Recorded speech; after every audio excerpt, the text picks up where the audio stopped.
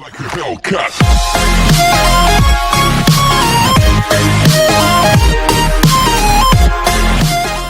Hai guys, welcome back to my channel. Oke, kali ini pembahasan kita adalah masa pendudukan Jepang dan perlawanan bangsa Indonesia terhadap Jepang di Indonesia. Oke, tetap stay tune Stay tune terus di channel aku ya. Jangan sampai ketinggalan informasi tentang masa pendudukan Jepang ini. Nah, di sini saya akan menjelaskan mengenai latar belakang masuknya Jepang ke Indonesia atau latar belakang Jepang ingin menguasai Indonesia. Yang pertama, ada modernisasi Jepang. Yang pada awalnya Jepang menganut sistem isolasi yang menutup diri dari pengaruh bangsa-bangsa yang di luarnya. Namun, pada tahun 1854, Commodore Matthew Perry dari Amerika Serikat berhasil meyakinkan penguasa Jepang ketika itu untuk menyetujui perjanjian Shimoda, yakni Jepang kemudian terbuka dengan negara-negara asing dan pelabuhan-pelabuhan Jepang terbuka bagi perdagangan internasional. Yang kedua, pengaruh modernisasi Jepang di Asia Pasifik. Nah, kita sendiri tahu bahwa pasukan Jepang itu merupakan pasukan kate atau bisa disebut dengan sebutan demikian. Nah, mereka memiliki semangat juang yang tinggi untuk menguasai daerah-daerah yang ada di atau negara-negara luar. Nah, di sini bangsa-bangsa Eropa kemudian mendirikan Abdacom untuk membendung atau menghadapi invasi dari Jepang tersebut. Nah, di sini Abdacom terdiri dari American, British, Dutch, Australian Command. Nah, namun komando ini nyatanya tidak mampu untuk membendung invasi Jepang. Dimulailah imperialisme Jepang. Jepang menjadikan bangsa-bangsa di Asia sebagai tempat pemasaran, sekaligus untuk pemasok bahan-bahan mentah, tentunya bagi industri yang ada di Jepang. Oke, produk-produk di Jepang kemudian membanjiri Asia. Harus diingat, membanjiri Asia. Kemudian saya akan menjelaskan akibat modernisasi dan politik imperialisme Jepang. Seiring dengan perkembangan modernisasinya, perkembangan industri menyebabkan Jepang membutuhkan daerah lain sebagai pemasok bahan baku atau bahan mentah. Tadi sudah saya jelaskan sebelumnya. Kenyataan itu diperkuat dengan modernisasi kekuatan militernya yang dianggap mampu menguasai Asia. Di sini semua bahan-bahan mentah itu digunakan untuk keperluan militer Jepang. Saya akan menjelaskan zaman Jepang di Indonesia. Masuknya Jepang ke wilayah Indonesia. Gerakan invasi yang dilakukan oleh Jepang di Indonesia dimulai dengan menguasai daerah-daerah strategis. Jadi, hal ini dimulai pada 11 Januari 1942. Di mana Jepang pertama kalinya mendarat di Tarakan, Kalimantan Timur. Pendaratan tersebut dilanjutkan ke Balikpapan, Samarinda, Palembang, Pontianak, Banjarmasin, Makassar, Minahasa, Bali, dan Ambon. Dari daerah-daerah ini, Jepang mengepung pusat-pusat kekuatan yang dimana pada masa itu merupakan pusat kekuatan Belanda sendiri. Gerakan pasukan Jepang ini diikuti dengan upaya yang sangat penuh dengan tipu muslihat. Yang pertama, menggunakan propaganda yang kemudian dikenal dengan sebutan Gerakan 3A. Nah, tahu kan pastinya Gerakan 3A itu apa? Yang pertama adalah Nippon Pelindung Asia, Nippon Cahaya Asia, dan Nippon Pemimpin Asia. Dengan propaganda seperti ini, Jepang berhasil menarik simpati masyarakat Indonesia untuk Jepang mengusir Belanda yang telah berkuasa 3 abad lamanya. Nah, hal itu merupakan salah satu tipu muslihat dari Jepang untuk menguasai Indonesia. Jadi, penuh muslihat.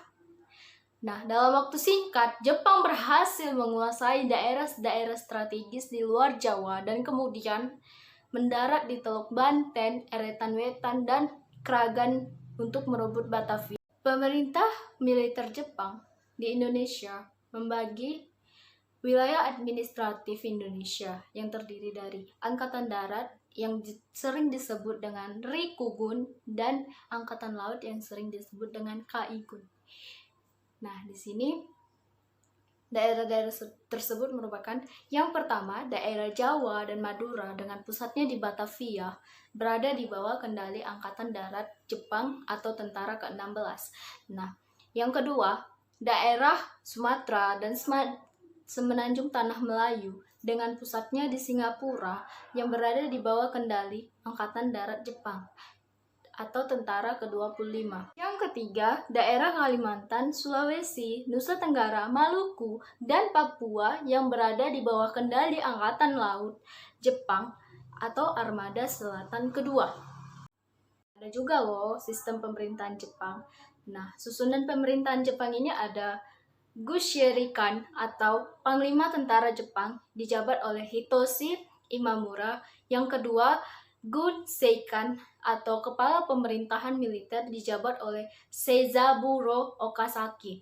Nah, yang ketiga ada Gunsenbu dijabat oleh semacam gubernur. Yang ketiga ini juga disebut sebagai koordinator pemerintahan militer setempat.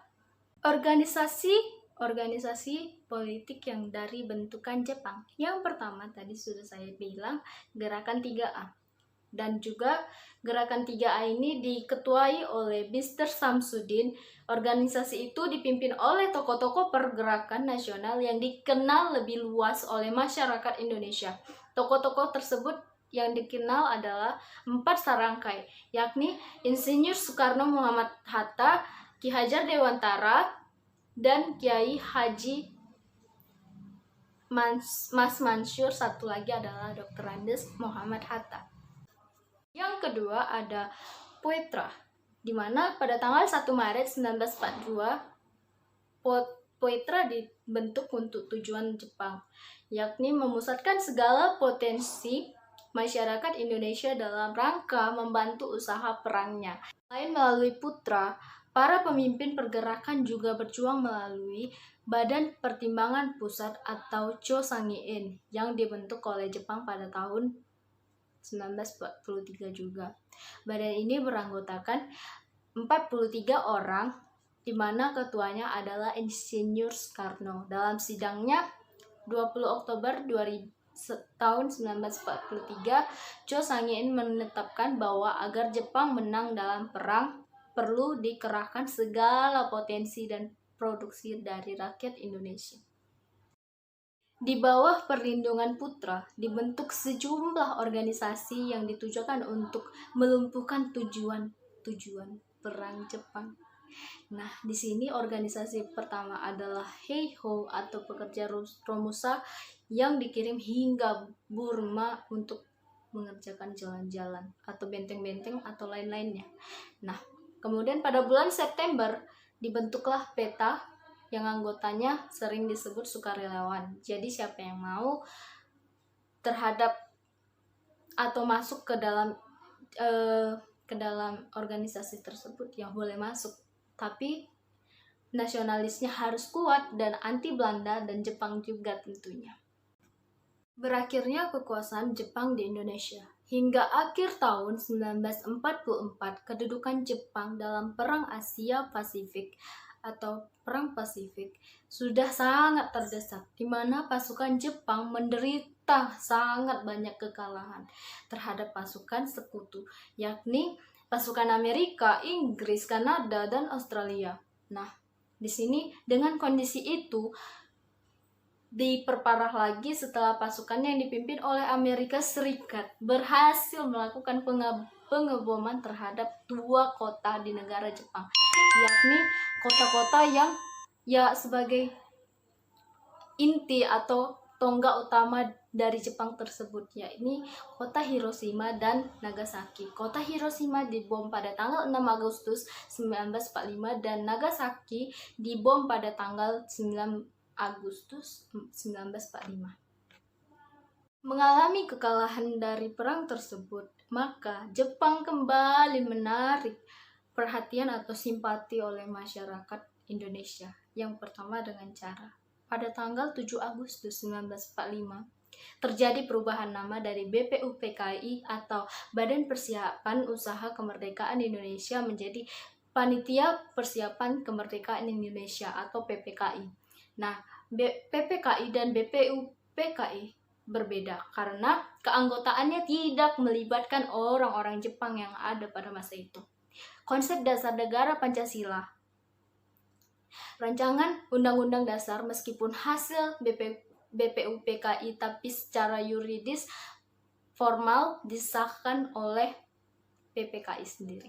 Jadi perubahan dari BPUPKI menjadi PPKI merupakan proses nasionalisasi dari segala buatan Jepang di Indonesia. Nah, pada tanggal 9 Agustus, para tokoh nasionalis yang diantaranya Soekarno, Muhammad Hatta, dan Rajiman Widyodiningrat dipanggil ke Dalat atau Vietnam oleh Panglima Angkatan Perang Jepang di Asia Tenggara yang bernama Marsikal Terauchi, di mana pada tanggal 11 Agustus 1945 pukul 11.40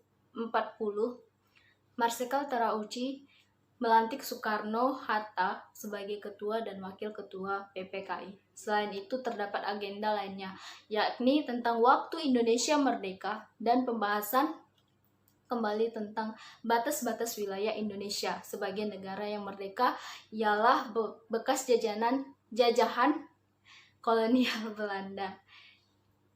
Setelah diadakan pembahasan lebih lanjut, disetujuilah bahwa kemerdekaan akan diumumkan pada 18 Agustus 1945. Dan kemudian mereka kembali di tanah air pada tanggal 14 Agustus 1945. Jadi, untuk kedudukan Jepang diketahui oleh Sultan Syahrir atau kaum muda di Indonesia dari siaran radio Amerika Serikat. Nah, di sini Sultan Syahrir meneruskan berita itu kepada Muhammad Hatta.